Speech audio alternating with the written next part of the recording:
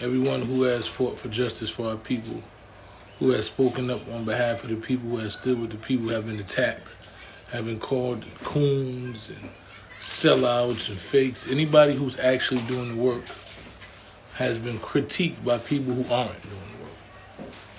I said it again. Anybody who's actually doing work has been critiqued by people who aren't doing the work. And so ever since there has been mention of what's happened with supposedly BLM having $90 million, there's been this quote unquote theme that somehow me and my organization, the people I work with, have been getting their hundreds of dollars, that we have been getting money,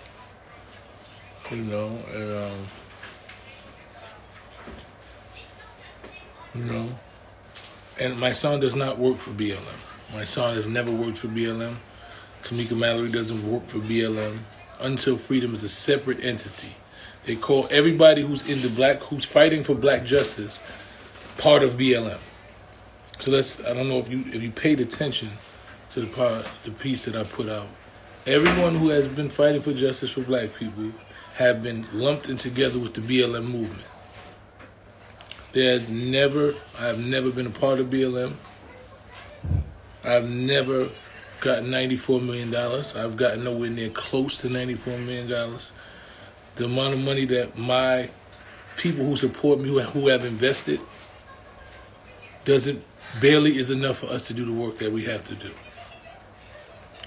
So, what I realize is the people who are talking about us aren't the people who supported us.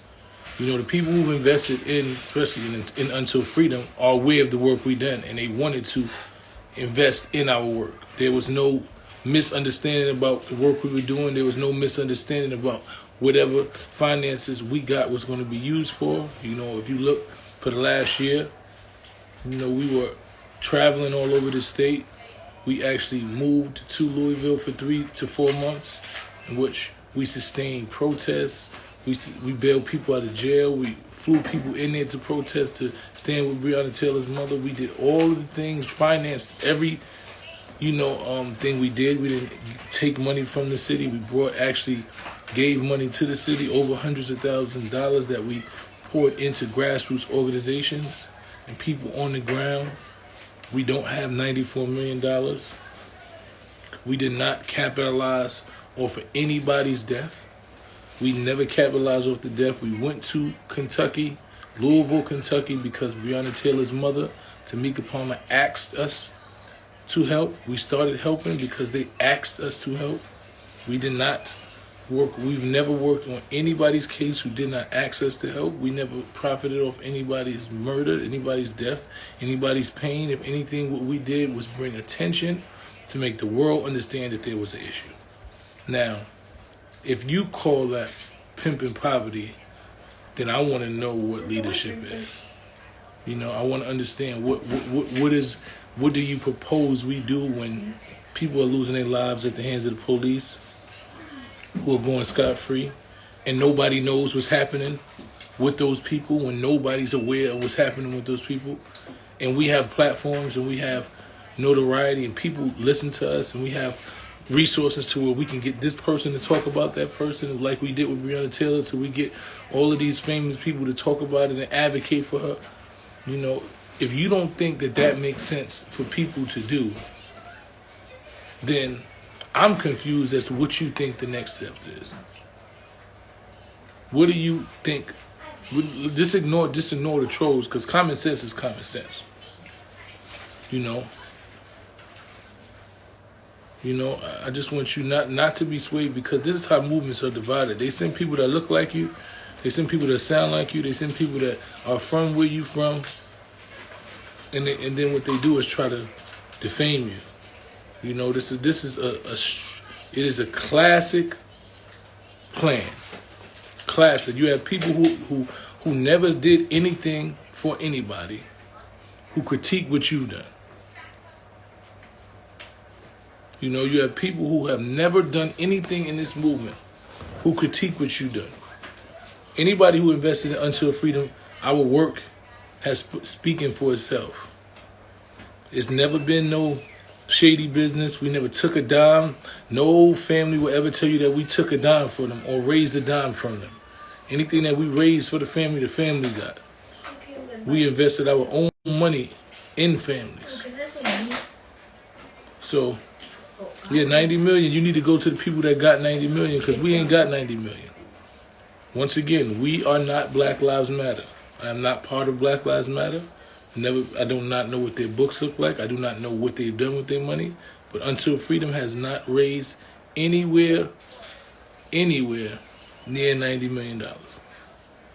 So the conversations that you're hearing, please do not lump them in with us.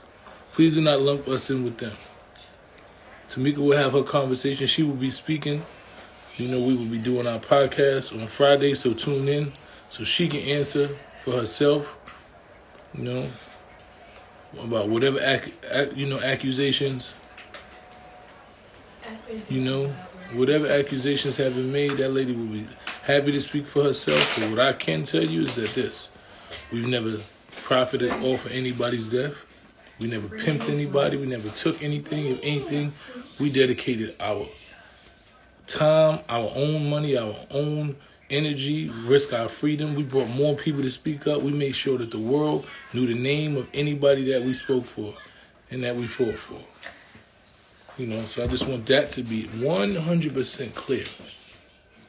You know, I will not allow the media or these trolls who've done nothing, right, to pit me against other black people. It's not going to happen. It's not going to happen on my watch. You know, I've never screamed BLM. We Black Lives Matter is a chat. It's a chant that people scream. Black Lives Matter was always what they called the movement. So one organization called it their name. So we are not Black Lives Matter. Black Lives Matter is not Until Freedom. Until Freedom is a separate entity from Black Lives Matter. I do not know what goes on in Black Lives Matter. I'm not aware of their books. I don't know where they donate. I don't know what work they've done. I know they've done work, but I cannot speak to what it is that they do. So please stop peering us in. And don't expect us to sit here and be for other black people on the internet so we can have the clown coon show.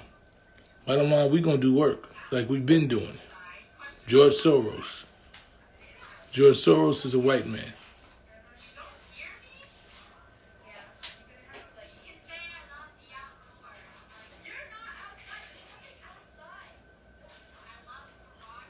Listen, bottom line is, it's too much. It's too much of us going at our own people, man. There's way too much of that. There's way too many. You know, people just need to research. Just do some research. Any family that we've ever worked with, right?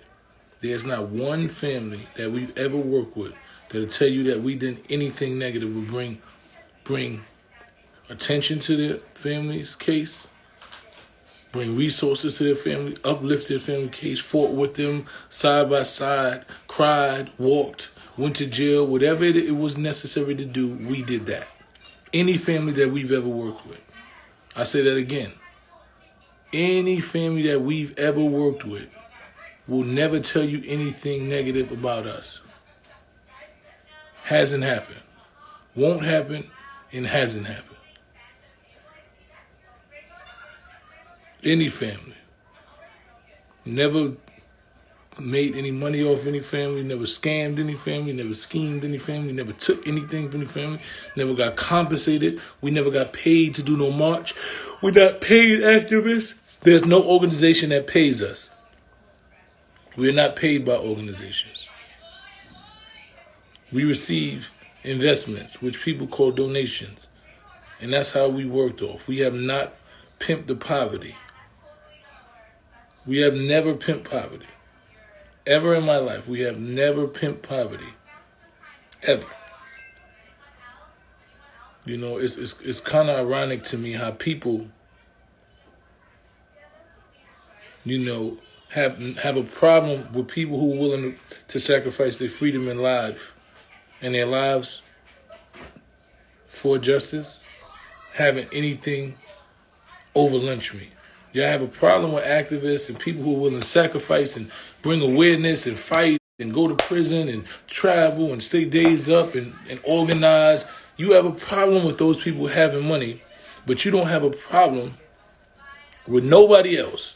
The rappers can have money. They can have millions of dollars. They can be talking about shoot them up, kill them, sell drugs, this and that. And they can have $90 million, $100 trillion. But you do not think that the people who are willing to sacrifice their life and stay on the front line should have anything. You don't think that. You think that anybody that is willing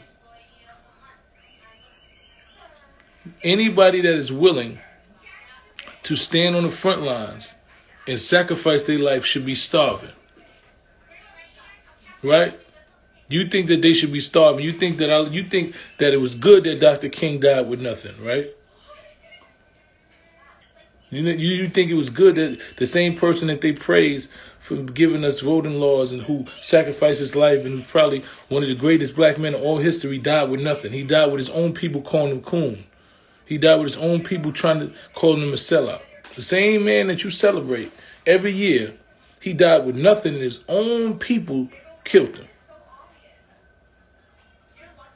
You think it's okay that Malcolm X died poor with his family in shambles and was killed by his own people, the same people that he tried to save and he fought up for every day. He couldn't even get buried in Harlem. Not a church would take him. Y'all think it was okay that they had nothing. I think this crab in the barrel mentality is really sick and it's sad. And unfortunately, fortunately for my people, I'm not going to be swayed. I'm not going to never stop fighting for my people. Despite the crabs in the barrel that want to try to divide us and utilize the enemy's tactics to keep us, divided. Despite all of that, I'm still going to stand up and fight for my people. Still going to stand up. I'm not Wade. You can keep saying whatever you want to say. They can say anything negative that they want to say. They can talk. They can make up lies. Because when the truth don't work, they start telling lies. Never stole nothing from anybody. Never profited off nobody's pain. What I did was sacrifice my body, utilize my platform, and uplifted and brought attention to anybody's case and was willing to sacrifice. Stayed up nights with people, organized peace treaties in communities, went to shooters' communities and took guns out their hands. So, we're not the same kind. Jesus was killed by his own people. So I don't expect nothing different. I know the traitor gonna look like me. I know those who attack me gonna look like me. But you won't attack the enemy. You won't attack the enemy. You attack the person that look like you that's actually trying to work for you. Yeah, she's coming. She'll have her conversation. You'll see her. She'll definitely give you her point of view on Friday. Look out for Street Politicians so she can give you a full breakdown.